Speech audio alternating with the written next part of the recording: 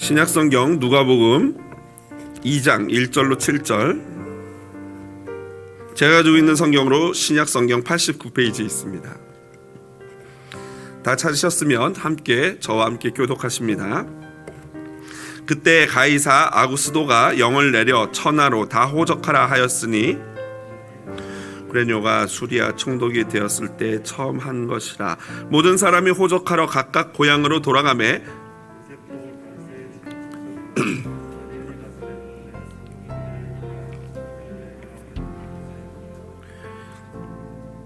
그 약혼한 마리아와 함께 호적하러 올라가니 마리아가 이미 잉태하였더라. 그때 다 같이요 첫 아들을 낳아 강보로 싸서 구유에 누였으니 이는 여관에 있을 곳이 없음이러라. 아멘. 누가복음 2장 1절에서 7절 본문 말씀 가지고요, 가정으로 오신 예수님이라는 제목으로 함께 말씀의 은혜 나누도록 하겠습니다. 고려의 승려였던 일년이 편찬한 삼국시대의 역사서인 삼국유사를 보면요, 건국신화가 등장을 합니다. 그 중에서도 여러분 잘 아시는 신라 초대 왕인 박혁거세의 이야기를 아마 잘 아실 것입니다. 사로국의 6마을 촌장들이 모여서 이제 이 백성들을 잘 다스리기 위해서는 왕이 필요하겠다 해서 왕을 세우려고 합니다. 그런데 그들이 모였던 곳 양산이라는 산에서 갑자기 번갯불이 번쩍하고 비칩니다. 그래서 이 6명의 촌장들은 이게 무슨 일인가 하고 가까이 가서 봐야겠다 하고 그 현장을 찾아갑니다. 그랬더니 거기에 보니까 흰색 하얀색 말이 웅크리고 앉아 있었습니다. 놀라서 그 흰 말을 바라봤더니 잠시 후에 말이 큰 소리로 울고 갑자기 일어나 하늘로 날아가는 것이었습니다. 너무나 신기한 모습을 목격해서 이 촌장들이 더 가까이 가보니 이 말이 앉아있다 날아간 자리에 뭐가 있습니까? 자주색빛 나는 큰 알이 하나 있는 거예요. 그러더니 잠시 후에 그 알이 깨지더니 갑자기 그 알 안에 보니까 아주 아름답고 잘생긴 남자아이가 한 명 있었던 것입니다. 그래서 이 사람들이 그 박과 같이, 호박할 때 박 있지 않습니까? 박과 같이 생긴 알에서 깨어났다고 해서 성을 박이라고 하고요, 이름을 혁거세라고 해서 박혁거세가 바로 신라의 초대 왕이 되었던 것입니다. 여러분, 한국에서 초등교육을 받으신 분은 아마 이 이야기를 다 아실 것입니다. 그러나 사실 이 이야기를 그대로 믿는 분은 많이 계시지는 않겠죠. 간혹가다 믿는 분도 계시겠지만 많이 계시지는 않을 것입니다. 사실 이 박혁거세는요, 기원전 69년, 그러니까 BC 69년에서 AD 4년, 기원 후 4년까지 실제했던 인물이죠. 그리고 예수님과 어떻게 보면은 한 8년 정도가 이렇게 겹치는 동시대 사람이라고 할 수 있습니다. 예수님보다 한 65년 정도 먼저 태어난 사람입니다. 자, 그러면 보통 이 한 나라의 건국 이 왕을 신격화하기 위해서 보통 이러한 신화들을 많이 만들어내지 않습니까? 그런데 신기하게도 예수님은 진짜 하나님이신데 이런 신화적인 그러한 방식으로 태어나시지 않았습니다. 보통 우리 인간이 태어나는 방식으로 똑같이 엄마와 아빠 그리고 한 가정에 아주 연약한 아기의 모습으로 오셨던 것입니다. 왜 그렇게 하셨을까요?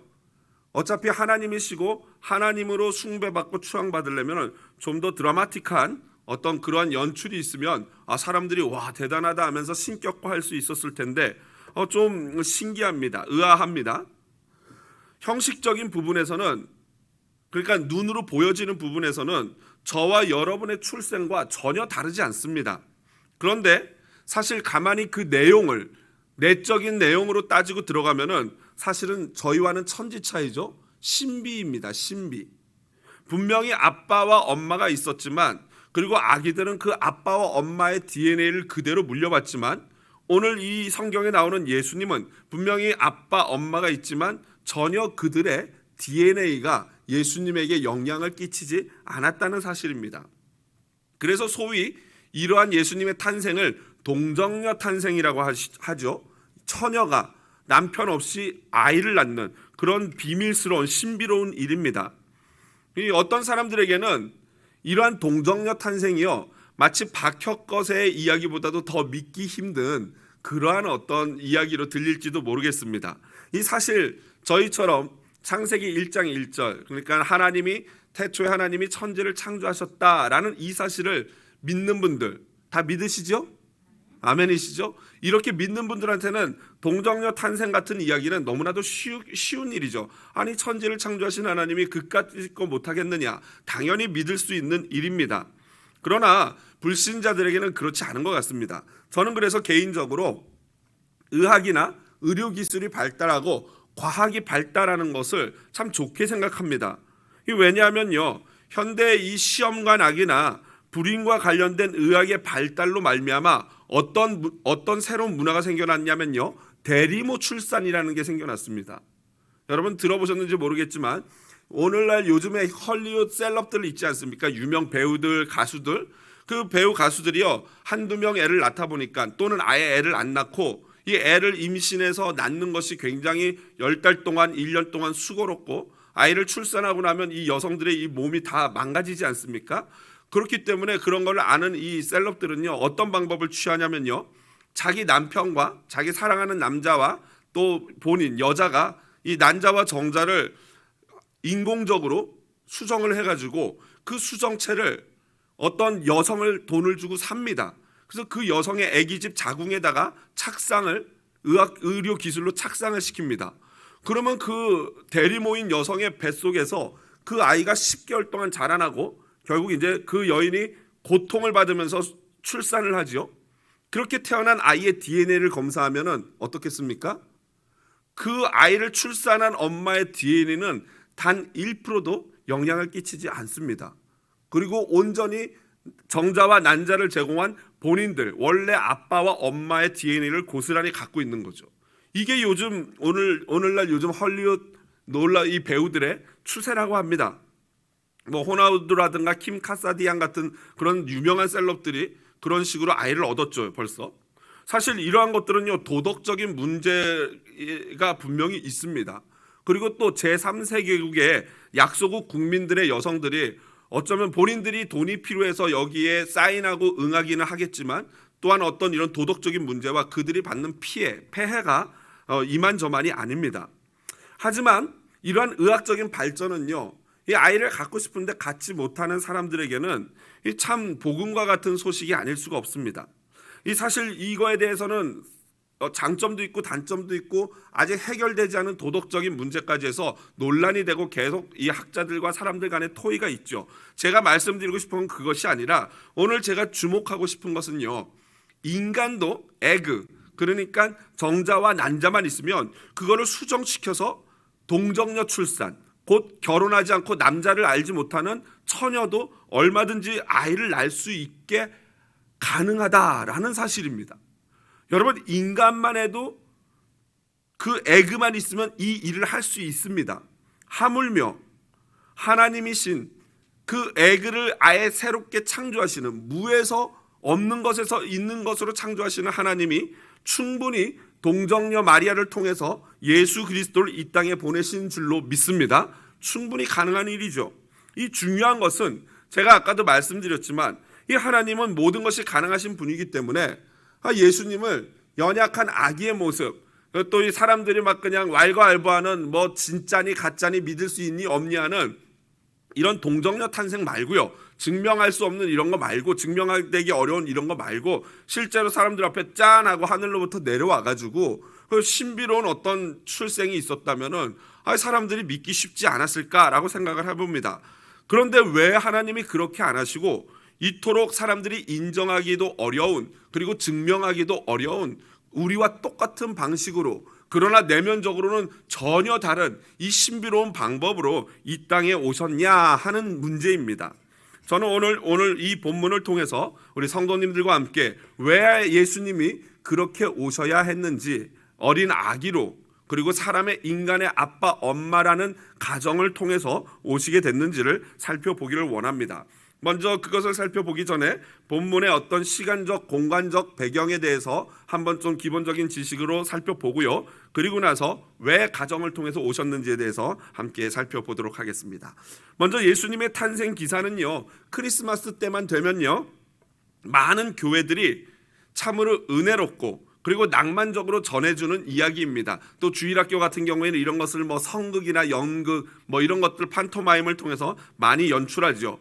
그런데 이 낭만적이고 이 아기 예수가 말구유의 마구간에서 태어나셨다라는 이런 이야기가 조금만 우리가 진지하게 생각하고 본문으로 실제로 우리를 본문으로 상상하며 들어가 보면요, 이 기사야말로 매우 가슴 아프고 슬픈 이야기가 아닐 수 없습니다. 먼저 이 이야기의 시간적 배경을 보면요, 그때에라고 나옵니다. 그때는 언제입니까? 가이사, 시저, 황제죠. 아우구스토라고 나와 있는데 로마의 아우구스투스를 이야기합니다. 그 황제가 명령을 내려서 천하로 다 호적 조사를 하라고 했습니다. 그리고 이 호적은 구레뇨가 수리아 총독이 되었을 때 처음 한 것이다 라고 나와요. 이 구레뇨라는 사람이 수리아, 즉 예루살렘이 있는 그쪽 지역, 갈릴리, 나사렛, 그 이스라엘 지역을 통치하고 있는 총독으로 부임했을 때 그때 처음 했던 호적 조사다라고 시간을 밝히고 있습니다. 이 아우구스투스라는 황제는요, BC 31년, 그러니까 기원전 31년에 소위 이 악티움 해전이라고 불리는 전쟁에서 승리함으로 로마 제국의 패권을 홀로 차지하게 됩니다. 그동안은 로마 제국이 이렇게 나눠져서 서로 이 권력 다툼을 하고 헤게모니가 있었는데 이 악티움 해전을 통해서 독보적으로 전체 로마 제국을 차지하게 된 것입니다. 그러면서 이 황제가 되었는데, 이 아우구스투스는 BC 27년, 그렇게 4년이 지나고 나서 로마 원로원으로부터 아우구스투스라는 이름을 받게 됩니다. 원래 이름은 옥타비아누스입니다. 옥타비아누스. 그런데 아우구스투스, 거룩한 자, 고귀한 자, 지고자, 숭고한 자라는 의미를 가진 아우구스투스다라고 불리게 됩니다. 이것은요, 일종의 이 황제 숭배 사상과도 연결이 됩니다. 실제로 이 아우구스투스는 자신의 외증조부이자 자신의 양아버지, 이때 당시에 로마에서는 보통 이 권력가들이 좀 촉망 있는 젊은이들을 자기 양아들로 삼는 일이 비일비재합니다. 배너라는 영화에서도 우리가 볼 수 있죠. 그래서 이 할아버지가 그 손자를 증손자를 자기 양아들로 삼았던 것입니다. 그러고 나서 그 황제의 자리를 물려주게 된 거죠. 그래서 이 아우구스투스가 자기의 그 할아버지를 신격화합니다. 그러면서 덩달아 자기도 황제로서 추앙하면서 신격화하는 시도를 했던 것이죠. 여하튼 그는 로마 제국의 실권, 패권을 장악하고 나서 인구조사를, 호적을 합니다. 그런데 이 호적을 하는 게 사람이 몇 명인지 따지기보다는 세금을 받기 위해서, 도대체 우리가 사람이 몇 명이어서 이 몇 명의 사람이 얼마의 세금을 낼 수 있는지 이것을 계산하기 위해서 호적 조사를 한 거고요. 두 번째로는 유사시에 전쟁에 징병할 수 있는 사람이 몇 명이나 되는지를 확인하려고 조사를 했던 것입니다. 그런데 이 아우구스투스가 이 인구 조사를 한 게 BC 28년이 첫 번째예요. 그러니까 본인이 헤게모니를 장악하고 나서 얼마 되지 않아서 첫 번째로 인구 조사를 했고, 두 번째로 인구 조사를 한 게 BC 8년. 그러니까 예수님 오시기 전, 기원 전후가 비포 크라이스트, 그러니까 예수님 전에, 그리고 아노 도미니, 예수님이 오신 후에로 이렇게 나뉘어지지 않습니까? 그러니까 BC 8년, 예수님 오시기 8년 전에 또 한 번 이 인구 조사를 합니다. 그리고 요세푸스라는 유대 역사가에 의하면은 기원 후, 그러니까 AD죠. 이제 AD 6년에도 한 번 더 인구 조사를 하는데, 그거는 이제 사도행전 5장에도 등장을 합니다. 그러니까 오늘 본문에 등장한 거는 과연 그 세계, 역사 가운데 있는 그 세계 인구 조사 중에 어느 것인가라고 이제 학자들이 조사를 하는데, 아까 말씀드렸던 요세푸스 유대인 역사가에 의하면은 이 구레뇨라는 사람이 수리아 지역의 총독이 된 게 AD 6년이래요. 그러니까 기원 후 6년. 그러니까 요세푸스의 말을 그대로 받아들이면은 오늘 이 그때에는 소위 말한 AD 6년이 되는 거예요. 그런데 이것이 만약 AD 6년이 되면 실제로 큰 문제가 생깁니다. 왜요? 예수님은 언제 태어나셨어요? 예수님이 태어난 해가 원래는 AD 1년이어야 되는데, 그 이 6세기에 예수님의 이 탄생을 기준으로 해가지고 BC와 AD로 나눈 학자가 다이오니시우스라는 학자거든요. 근데 이 사람이 계산을 좀 하다가 졸았는지 실수를 했어요. 그래서 AD 1년이어야 되는 게 사실은 예수님이 BC 4세기에 태어났거든요. 4년에 태어났거든요. BC 4년. 그러니까 4년에 오차가 발생한 거예요. 그래서 예수님이 태어난 게 원래는 AD 1년이어야 되는데 실제로 태어난 해는 BC 4년이 되는 겁니다. 그렇게 되면요, 지금 오늘 본문에 나온 거 요세푸스의 그때는 AD 6년이고 실제로 예수님이 태어난 거는 BC 4년이니까 그 차이가 10년이라는 차이가 납니다. 10년. 이해가 힘드시죠? 어쨌든 10년이라는 차이가 나요. 그러니까 이 학자들이 문제 아닙니까? 이 성경이 그러면 가짜인가? 이게 성경이 잘못 기록된 것인가? 그런데 그것이 아니었습니다. 이제 20세기에 들어와서 이 유명한 윌리엄이라는 이 학자가 윌리엄 램지라는 학자가 연구를 하다가 비문을 하나 발견하게 됩니다. 그런데 비문을 발견했는데 보니까 그 구레뇨라는 이 수리아 총독이 수리아 지역의 총독을 맡은 게 요세푸스라는 유대인 역사가가 말했던 AD 6년이 아니라 실제로는 BC 12년, 그러니까 기원전 12년, 그러니까 요세푸스가 말했던 AD 6년과는 18년의 차이가 납니다. 거의 20년 전부터 이 구레뇨가 수리아의 총독을 맡고 있었던 거죠. 그러니까 수리아의 총독을 맡았던 그 해다라고 하는 거는 BC 8년이 되는 겁니다. AD 6년이 아니라. 자, 그러면 이제 여기서 또 문제가 생겨요. 예수님이 아까 태어난 역사적인 해가 몇 년이라고요? BC 4년이라 그랬어요. 그럼 4년이라는 차이가 생기지 않습니까? 그런데 이것도 역시 아주 간단하게 상식적으로 해결이 됩니다. 여러분, 인구조사, 로마 제국이 얼마나 큽니까? 그 큰 로마 제국의 인구조사를 하면은 어느 정도 시간이 걸릴 것 같습니까? 수년이 걸리겠죠. 오늘날처럼 컴퓨터가 있고 온라인이 발달되고 자동차가 있어서 모든 조사원들에게 월급을 주고 한순간에 조사할 수 있는 그런 시대가 아니지 않습니까? 그러다 보니까 인구 조사를 하게 되면요, 오늘 본문에도 나왔지만 다 고향으로 가서 등록을 하게 돼 있어요. 모든 사람들이. 그러니까 그 시간이 여러분 얼마나 걸리겠습니까? 한꺼번에 다 할 수가 없죠. 그러다 보니까 이게 수년이 걸리는 겁니다. 그러니까 BC 8년부터 시작된 조사가 BC 7년, BC 6년, BC 5년, BC 4년, 곧 예수님이 탄생한 그때까지도 계속해서 조사가 되고 있었던 거고, 오늘 본문에 나오는 이 장면이 바로 그때인 것입니다. 그러니까 성경과 역사가 전혀 어긋나지 않고 어쩌면 더 디테일하게 정확하게 자세히 맞아떨어지고 있다라는 사실입니다. 그렇습니다. 여러분, 그러므로 우리는 이 성경을 무조건 이거 틀렸네, 모순이네, 이게 아니라 뭔가 이유가 있겠지 하고 연구를 해봐야 돼요. 우리 입장에서 연구하기는 힘들지만 그 일을 대신하는 게 이 신학자들 아니겠습니까? 그래서 여하튼 이것이 분명한 역사적 사실이고 이 성경이 오류가 없다라는 것이 발견되었습니다. 이제는 공간적 배경의 문제입니다. 여러분, 예수님의 고향이 어디입니까? 오늘 성경에 보니까 뭐라고 나와 있어요? 예수님이 4절에 보니까 어디서 출발하셨어요? 갈릴리 나사렛 동네에서 출발해서 어디로 갔어요? 베들레헴으로 향했어요. 예수님의 이 고향은요, 나사렛이에요. 그래서 나사렛 예수 하지 않습니까? 그리고 나사렛은 굉장히 깡 시골입니다. 굉장히 촌분이세요. 그런데 어떻게 베들레헴에서 태어나게 됐는가? 여러분, 먼저 이 베들레헴이라는 동네는요, 작지만 굉장히 유명하고 유서 깊은 동네입니다. 가장 유명한 것은 뭐냐면요, 바로 누구의 고향입니까? 다윗 왕의 고향이에요.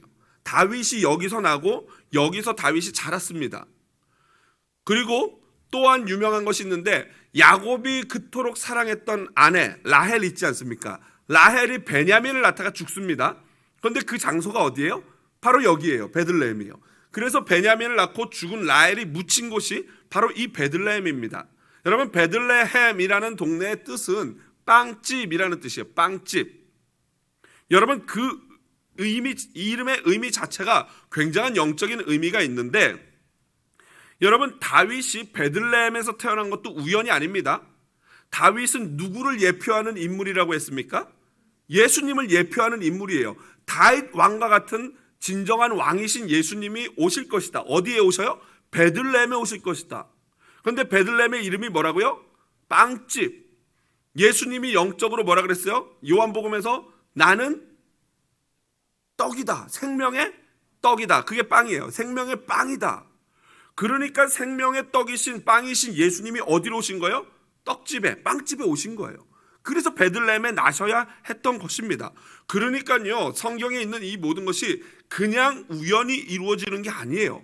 이미 수백 년 전에 미가 선지자가 이렇게 예언을 했습니다. 한번 화면 보고 읽어보겠습니다. 베들레헴 에브라다야,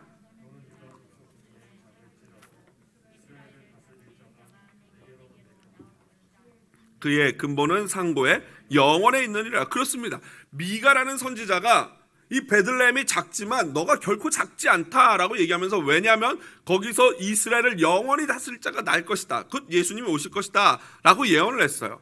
그래서 이 동방 박사들도 왔을 때 헤롯 대왕이 예수님 어디서, 이 메시아가 어디서 나니 했더니 베들레헴이다 라고 학자들이 얘기하지 않습니까? 이미 이것은, 이 베들레헴에 오실 것은 이미 예언되어 있었던 일인 것이죠. 그런데 중요한 것은 예수님의 육체의 부친이신 요셉도 다윗의 족속이었어요. 그러다 보니까 호적을 신고하러 베들레헴으로 가야 했던 것이죠. 그런데 사실 호적 신고를 할 때 여자는 갈 필요가 없었거든요. 그런데 하필 만삭인 부인 마리아까지도 같이 갑니다. 그 이유는 이 요셉이 결혼을 했기 때문에 결혼을 증명하려고 와이프를 데려간 것도 있지만, 또 다른 한편으로는 지금 이 요셉과 마리아가 약혼을 했어요. 약혼은 결혼과도 동일한 효력을 발휘합니다. 그러나 결혼식은 안 했어요. 그런데 마리아의 배가 불러서 지금 이제 만삭이 돼서 애를 낳을 때가 됐거든요. 여러분, 이스라엘에서 처녀가 임신을 하면 어떻게 하게 돼 있습니까? 그렇죠. 돌로 쳐 죽이게 돼 있어요. 그런데 남편이 괜찮다 그러고 옆에서 지켜주니까 아무 문제가 없었는데, 혹시라도 남편이 만삭인 아내를 두고 멀리 떠난다면은 어떤 일이 벌어질지 모르는 두려운 상황 아니겠습니까? 그러니까 남편인 요셉이 아내 마리아를 당연히 같이 짐승에 태워 데리고 이 베들레헴까지 왔던 것이죠. 여러분, 여기에 놀라운 비밀이 있는 것입니다. 만일 아우구스투스 황제가 호적 조사를 명령하지 않았다면 예수님은 어디서 태어납니까? 나사렛에서 날 수밖에 없어요. 그러면 예언 말씀이 틀리고 성경이 틀려지는 거죠. 근데 놀랍게도 아우구스투스 황제가 호적을 명령했고, 거기에 요셉도 호적을 하러 베들레헴으로 가고, 하필 가면서 만삭인 아내를 이 나귀에 태워가니까 바로 예수님이 베들레헴에서 탄생하게 된 것이에요. 말씀의 예언대로. 그렇습니다, 여러분. 세상에는 우연이 하나도 없는 줄로 믿습니다. 하나님의 뜻은요, 하나님의 섭리 가운데 놀랍게 이렇게 차곡차곡 맞으면서, 착착 맞으면서 일이 벌어집니다. 여러분, 2020년 참으로 많은 일들이 있었죠. 어떨 때는 좋은 일도 있고 나쁜 일도 있었습니다. 그러나 여러분, 우리가 확실히 이것만 확신한다면은 하나님이 당신의 뜻을 이루어 가신다라는 것을 믿고 확신하고, 그리고 그 모든 과정이 하나님의 섭리 가운데 있다라고 우리가 믿기만 한다면요, 때로는 그 과정이 힘들고 어려울 수 있어요. 그러나 그 결과, 그 열매는 반드시 달콤할 줄로 믿습니다. 그게 우리 그리스도인의 인생입니다. 자, 그렇다면 한 가지 더, 왜 하필 마국과 말구에서 나셨나라는 거예요. 여러분, 이 베들레헴에 도착해서 6절에 보니까 그때에, 거기 있을 그때에 해산할 날이 차서 애를 낳았다라고 나옵니다. 이 여러분, 사실 출산이라는 것이요, 어느 때쯤 낳겠다라고 예상할 수는 있지만, 요즘은 의학이 발달해서 거의 많이 예상은 되지만 출산을 100% 우리가 컨트롤할 수는 없습니다. 이 부분에서는 제가 거의 반전문가입니다. 애를 6명 낳다 보니까 이게 대충은 아는데 그게 또 내 마음대로 다 원하는 대로 컨트롤 되지는 않는구나 라는 것을 알게 됐어요. 제가 한국에서 우리 집의 유일한 딸인 셋째를 낳을 때 일인데요. 제가 어제 달력을 봤어요. 그 셋째를 낳던 날이 무슨 요일인가. 왜냐하면 그때 교역자 회의를 했거든요. 이찬수 목사님과 함께 교역자 회의를 했는데, 교역자 회의가 일주일에 2번 있었어요. 화요일날 아침 7시, 금요일날 아침 7시에서 회의를 하면 한 2-3시간을 합니다. 막 그냥 야단 맞고 막 그냥 교훈 받고 권면 받고 하는데, 그날 이제 우리 집사람이 태어날 날이 돼가지고 오늘 내일 하는 날이었어요. 그런데 갔는데 막 전화가 왔어요. 배가 아프다고, 나올 것 같다고. 그래서 제가 목사님께, 목사님 애가 나올 것 같아요 그랬더니 목사님이 아니다, 애 그렇게 빨리 안 나온다 이러시는 거예요. 아 그래요? 해가지고 회의를 2시간 내내 다 하고 막 집사람은 막 문자 오고 하면서 회의를 다 끝내고 집에 헐레벌떡 달려갔더니 얼마나 저한테 화를 내는지, 막 애가 나오게 생겼다고 빨리 챙겨서 가야 된다고 막 야단을 치는 거예요. 그래서 아유 왜 내가 야단을 맞지 하고 어쨌든 빨리 타라고 해서 차에 태워가지고 가는데, 왜 가다 보면 왜 아파트 단지 안에 그 범프 있지 않습니까? 그거를 넘어가는데 굉장히 조심히 넘어갔는데도 막 신경질 내는 거야. 아파 죽겠는데 왜 이렇게 아프게 하냐고 막 이러면서. 그래서 병원에 어쨌든 급히 그러나 조심히, 병원이 분당 안에 있어서 멀지 않았어요. 한 10분도 안 걸린 거리여서 어쨌든 휙 가가지고 집사람을 분만실에다 넣고 저는 행정사무처에 가서 등록을 하고 한 3분 5분 걸렸겠죠. 그러고 나서 분만실로 쪼르르 내려갔더니 우리 하미가 얼른 나오고 있더라고요. 잘못했으면 제가 차 안에서 제가 받을 뻔했어요. 생각만 해도 아주 아찔합니다. 이처럼 이게 우리 마음대로 잘 컨트롤이 안 돼요. 아마 이 마리아도 마찬가지였을 거예요. 그 오랜 기간 동안 그 낙이나 뭐 낙타나 나귀 등에 타갖고 왔겠죠. 배가 부른 여인이니까. 그 말이 이렇게 달가닥달가면서 얼마나 더 이 자극을 줘서 이 애가 쉽게 나오게 빨리 나오게 됐겠습니까? 그렇게 내가 이 컨트롤 못하고 예수 그리스도를 낳게 됩니다. 그러고 나서 7절에 보니까 첫 아들을 낳아 강보로 싸서 구유에 뉘었다라고 나와요. 여기 구유라고 나오는데 말구유입니다. 말 밥그릇이죠. 여러분, 강보는 하나로 된 긴 천이에요. 그러니까 애를 낳고 긴 천으로 둘둘 말아가지고 말구유에다 이렇게 눕혔던 것입니다. 어떻게 보면 굉장히 이것이 참 신기하다, 참신하다, 낭만적이다라고 할 수 있는데 아니죠, 여러분. 요즘 젊은 분들 가만히 보면요, 우리 한국에서 보면요, 이 막 수입한 유모차 한 대가요 거의 자동차 한 대 값이에요. 근데 그 많은 이 젊은 부부들이 그걸 못 사가지고 그걸 사고 싶어서 안달이 납니다. 왜요? 내 아이는 소중하니까 이러면서요. 1명 2명밖에 안 나니까 거기다 원통 투자하는 거예요. 뭐 요셉이나 마리아가 처음에 얻는 아이를 말 구유에 눕히고 싶었겠습니까? 뭐 그 아주 따뜻하고 좋은 옷을 입히고 싶었겠지. 그냥 강보에 싸서 놓고 싶었겠습니까? 왜 그런데 그렇게 됐습니까? 오늘 누가는요 그 이유를 7절 하반절에 간단히 이야기하고 있어요. 이는 여관에 있을 곳이 없음이러라. 여러분, 그때 모든 이 다윗의 후손들이 이 베들레헴으로 호적을 신고하러 오다 보니까 당시에 있는 모든 호텔들과 여관들이 꽉 찼겠죠. 당연한 현상 아니겠습니까? 오늘날도 뭐 어떤 일이 한꺼번에 벌어지거나 고향을 가거나 하면은 그런 일들이 벌어지지 않습니까? 이 실제로 우리 한국도 보면요, 이 크리스마스만 되면 뉴스에서 보면은 벌써 뭐 여관이 꽉 찼다, 호텔이 꽉 찼다 나옵니다. 아니, 자기가 요셉도 마리아도 아닌데 왜 호텔들이 꽉 차는지는 모르겠지만 여하튼 그렇대요. 이 예수님이 마구간에서 날 수밖에 없었던 이유는 여관이 꽉 찼기 때문입니다. 그런데 여러분, 진짜 여관이 꽉 차서 예수님이 마구간에 날 수밖에 없었을까요? 어쩌면 방이 꽉 차서가 아니라 사람들의 마음이 자기의 욕심과 기득권으로 꽉 찼기 때문에 예수님이 마구간에서 날 수밖에 없었지 않았을까 생각을 합니다. 여러분, 물론 이 산모가 지금 당장 애를 낳는데 방이 없다라는 사실을 그 여관에서 자고 있는 사람들이 당연히 모를 가능성이 많겠죠. 그런데 만약 그 사람들이 산모가 지금 급하게 응급으로 출산을 한다 했을 때 피곤한 그 여행객들이 자신의 방을 과연 양보했을까? 만약 이 사실을 알았을 때는 상황이 달라졌을까? 그렇게 긍정적이지 않습니다. 왜요? 내 자신이 만약에 그 입장이면은 과연 내가 양보했을까라는 곰곰이 생각을 해봅니다. 내가 이미 돈을 냈고 예약을 했고 어린 자녀들도 있고 살아가는 아내가 있는데 그 모든 불이익을 감수하고도 그 이름 모를 여인, 알지도 못하는 여인한테 과연 내 방을 양보할까? 글쎄요. 여러분, 사실 이게 굉장히 아이러니한 게 뭔지 아십니까?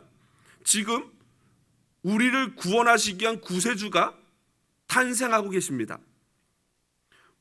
그 예수님은요, 그 아기 예수는요, 온 우주의 왕이에요. 하나님이시고 창조주이시고 우리의 주인입니다. 그런데 그 모든 기득권을 내려놓고 지금 이 땅에 우리를 구원하러 오시는 겁니다. 그런데 우리 인생은 내가 누릴 수 있는 그 기득권, 여간빵, 그것이 무엇이든지 그 권리를 잡고 내 기득권이라고 주장하며 방 하나 양보하지 못하는 모습입니다. 참 아이러니하게도 엄청난 대조가 되죠. 저와 여러분이라면 만약 이런 상황이라면 어떻게 하시겠습니까? 물론 그 태어나는 아기가 예수님이래, 우리 구세주래 라고 하면은 이 자리에 계신 분들은 분명히 방을 양보할 것으로 저는 확신합니다. 그런데 그 구세주인 걸 모를 때 말입니다. 과연 양보할까요? 여러분, 이번 크리스마스 나는 주님 앞에 어떤 기득권을 내려놓겠습니까? 곰곰이 고민하고 기도하는 크리스마스 맞이하시기를 부탁을 드립니다. 이제 마지막으로 아까 서론에 질문 드렸던 왜 예수님이 그럼 이토록 복잡하고 힘든 우리 인간과 똑같은 방법으로 이 땅에 가정이라는 곳으로 오셨는가 생각해 보길 원합니다. 먼저 여러분, 가정은요 하나님이 유일하게 직접 세우신 신적인 기관입니다. 그러므로 가정은요 운명적인 공동체예요. 뭐라고요? 운명. 내가 선택할 수 없고 내가 결정할 수 없다는 겁니다. 여러분, 가족으로 맺어진 관계를 생각해 보십시오. 내 아버지, 내 어머니를 내가 선택해서 이 땅에 오신 분 계십니까? 한 명도 없어요. 또 내가 낳은 자녀를 내 뜻대로 골라가지고 이 자녀를 낳았습니까? 아니에요. 그냥 내가 어떻게 남편과 아내와 결혼해서 애를 낳아 보니까 이런 아이가 나왔던 거죠. 그러니까 내가 선택할 수 있는 게 하나도 없었던 겁니다. 그래서 운명적인 거예요. 그리고 이 운명적이란 관계에는 필연적으로 따라오는 게 있는데 그게 뭡니까? 바로 사명이라는 것입니다. 운명적으로 엮어졌기 때문에 그 운명에는 내가 반드시 지켜야 될 사명이 있어요. 그 사명이 무엇입니까? 에베소서 6장 1절부터 4절 우리 화면 보면서 크게 읽어볼까요? 자녀들아 주 안에서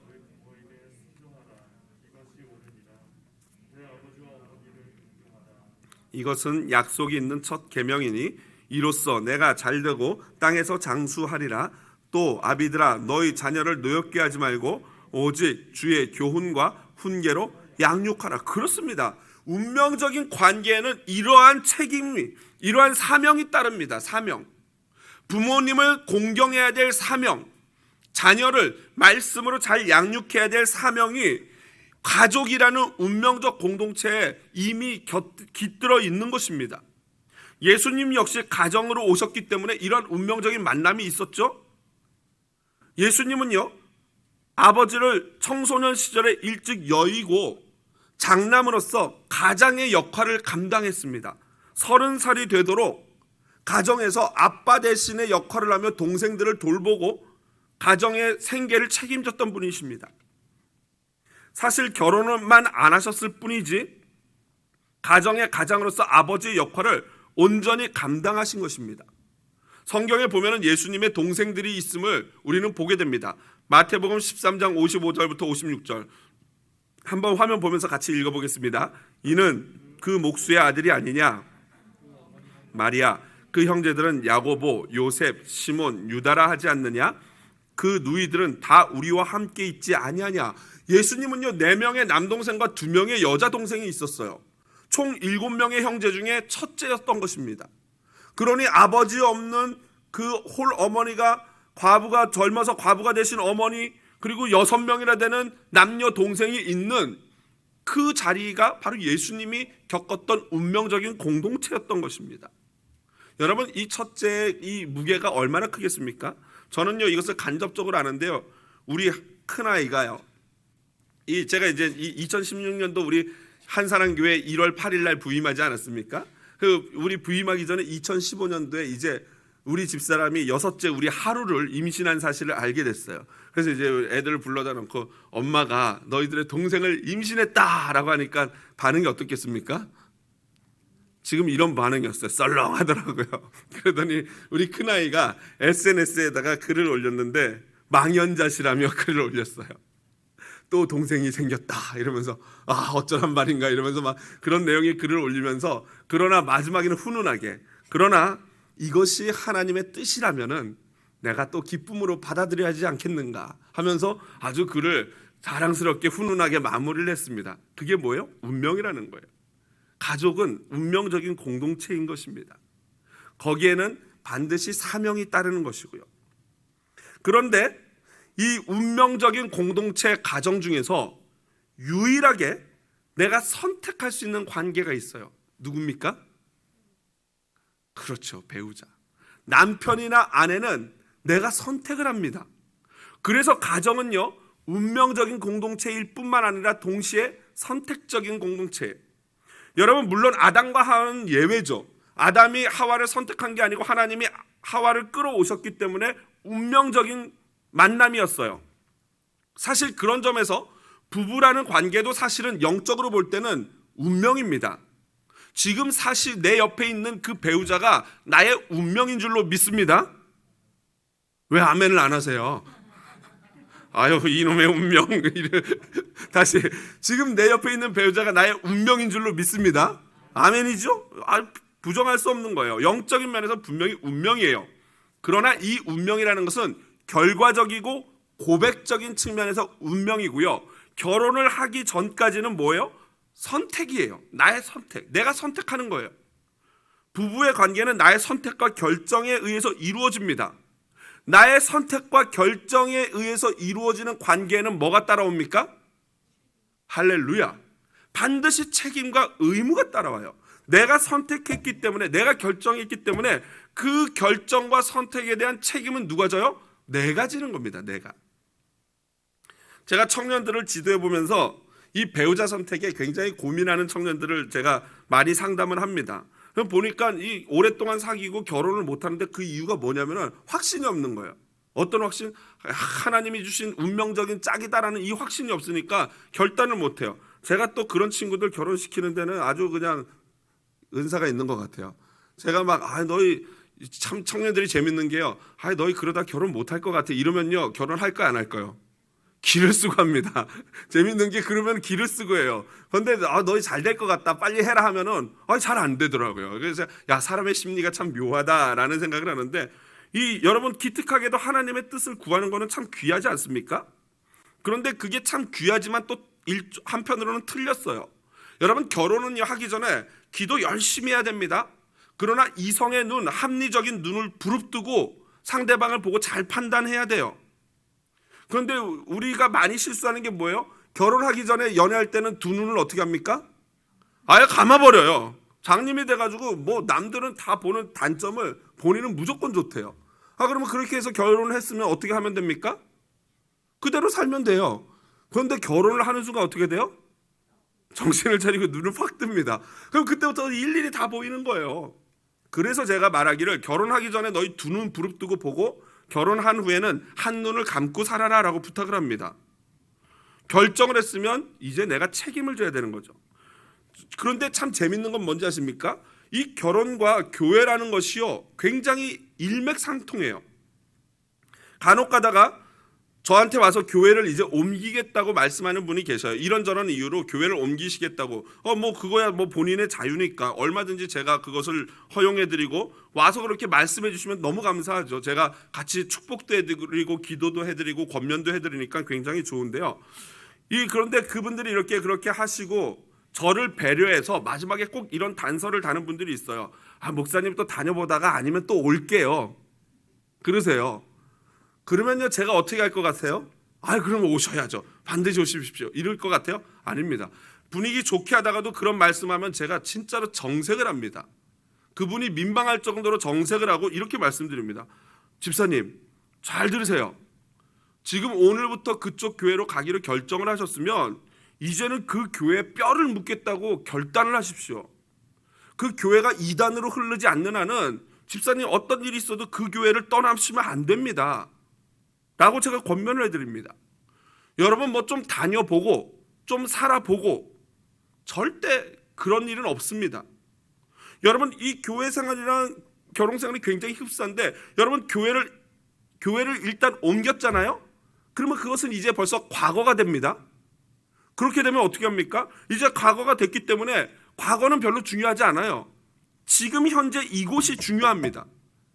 교회를 옮겼고 결혼을 했으면 지금 현재 내 옆에 있는 배우자가 너무나도 중요한 거고 내가 다니는 이 교회가 너무나도 중요한 거예요. 그러므로 좀 다녀보다가 살아보다가 노노노노 절대 안 됩니다. 반드시 내가 결정하고 내가 택했으면 그거에 대한 책임을 다하는 성도가 되어야 돼요. 이미 내가 선택하고 결정했잖아요. 결혼이라는 게 제가 이 부부라는 게 선택적 관계라 그랬잖아요. 그런데 여러분 내가 기도하고 결정해서 선택을 했으면은 그 순간부터 그 관계가 변화됩니다. 뭘로요? 운명적인 관계로 변화되는 거예요. 옆에 분 부부로 앉아 계신 분들 또는 이 집에 와이프가 있거나 아내가 남편이 있는 그리고 우리 청년들은 미래의 내 배우자를 향해서 사랑의 눈을 뜨며 이렇게 고백합니다. 당신은 나의 운명. 빨리 하세요. 저기 빨리 하세요. 저기요. 저기 젊은이들 하세요. 당신은 나의 운명. 운명입니다. 여러분 우리 현대 부부들 중에요. 크고 작은 문제들이 많이 있어요. 작게는 저희 집 같은 경우에는 막 생활 습관 뭐 쓰고 제자리에 안 넣고 뚜껑 안 닫고 막 치약 중간 짜고 막 이러면 막 옷 벗어서 막 그냥 날아다니고 이러면 막 애들이건 뭐 와이프건 남편이건 뭐 갈등이 생기지 않습니까? 이러한 사소한 갈등부터 시작해서 아주 심각한 갈등이 있는 부부들이 있고 많은 크고 작은 문제들이 있어요. 제가 오늘 정말 매우 아주 쉽게 겪지 못하는 심각한 문제를 가진 부부를 소개해 드립니다. 가장 세상에서 유명한 셀럽인 부부인데요. 바로 요셉과 마리아입니다. 여러분 생각해 보십시오. 두 남녀가 너무 사랑해가지고 약혼을 했어요. 이제 결혼을 앞두고 있어요. 그런데 두 부부가 이 너무나 사랑해서 약혼을 했는데 결코 부부관계를 갖지는 않았어요. 그런데 갑자기 사랑하는 아내 될 약혼녀의 피앙세의 배가 불러옵니다. 저녁을 많이 먹어서가 아니에요. 시간이 지나면서 어떻게 돼요? 점점 불러와요. 보니까 이 마태복음에 보니까 그 임신한 증세를 요셉이 알아찹니다. 여러분 이 부부의 문제 어떻게 해결해야 되겠습니까? 만약에 저와 여러분의 가정에 이런 일이 있었다. 나는 아내와 전혀 부부관계에 잠자리를 하지 않았는데 이 아내의 배가 불러온다. 여러분 이건 끔찍한 아주 생각만 해도 끔찍한 부부의 문제죠. 이 문제를 여러분 부부가 어떻게 해결할 수 있겠습니까? 해결 불가능해요. 도대체 이거는 해법이 없습니다. 그래서 착한 요셉, 인격적인 요셉은요. 사실은 이런 경우에는 마리아가 돌 맞아 죽어도 할 말이 없는 상황이죠. 물론 마리아는 분명히 이유가 있지만 사람들 입장에서 볼 땐 그렇습니다. 그 요셉 입장에서도 그렇죠. 그래서 요셉이 인격적으로 조용히 마태복음에 보니까 가만히 끊으려고 했다 그래요. 참 인격적인 남자죠. 멋진 남자예요. 그러니까 그래도 예수님의 육신의 아버지라는 이 호칭을 받게 되는 거겠죠. 가만히 끊으려고 하는데 그렇게 되면은 이 마리아의 운명은 어떻게 됩니까? 미혼모가 되죠. 죽을 수 있어요. 잘못하면은 요셉이 죽이지 않아도 잘못하면 죽을 수가 있게 됩니다. 그런데 이 비극과 슬픔으로 끝날 것 같은 부부의 이야기가 극적으로 해피엔딩으로 끝나게 됩니다. 어떻게 그렇게 될 수 있었을까요? 한번 볼까요? 같이 화면 보면서 읽어보겠습니다. 마태복음 1장 24절 같이 읽어봅니다. 요셉이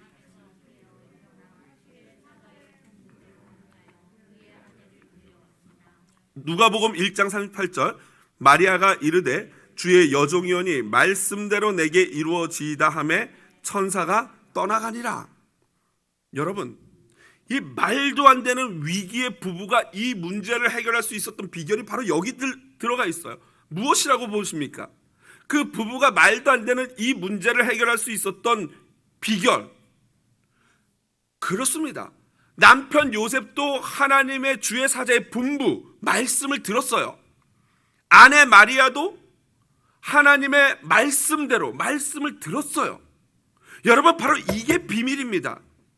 부부간의 관계에서 내 생각, 내 경험, 이 땅의 풍습, 심지어 말도 안 되는 사람들의 조언, 그리고 내 감정대로 행한다면요 부부간의 문제는 해결의 기미가 없어요. 그런데 오늘 본문을 보니까 하나님의 말씀을 듣고 순종하니까 온 인류의 구세주를 낳게 되는 역사가 이루어지는 것입니다. 부부가 하나님의 말씀에 귀를 기울이는 것, 이것이야말로 부부관계의 왕도, 가장 아름다운 길입니다. 물론 두 부부가 믿음이 아직 성장하지 않아서 어려움이 있을 수 있어요. 그럴 경우에는 주변에 있는 믿음의 선배들의 도움을 받아야 됩니다. 또 부부간에도 믿음의 격차가 있을 수 있어요. 어떤 때는 남편이 부인보다 또는 부인이 남편보다 믿음이 좋을 수 있어요.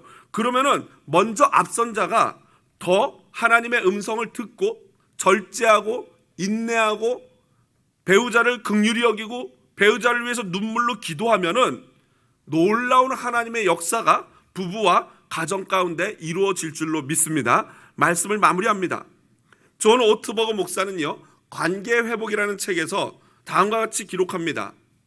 그는 이 관계의 건강 상태를 측정하는 방법 중에 하나가 틀어짐이 발생했을 때, 어떤 틀어진 문제가 발생했을 때 그것을 얼른 회복 모드로 다시 제자리로 잡는 그것이 건강한 관계를 나타내는 그런 어떤 측정하는 그 조건이 될 수 있다고 합니다.